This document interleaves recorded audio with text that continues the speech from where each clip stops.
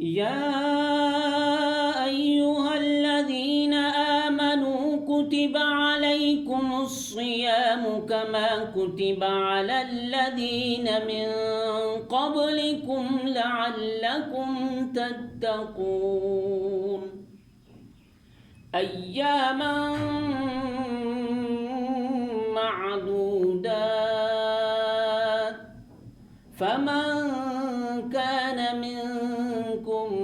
مريضا أو على سفر فعدة من أيام أخر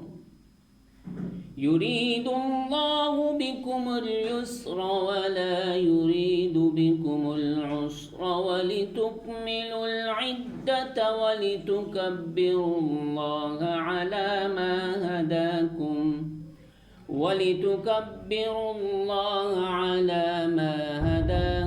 ولعلكم تشكرون.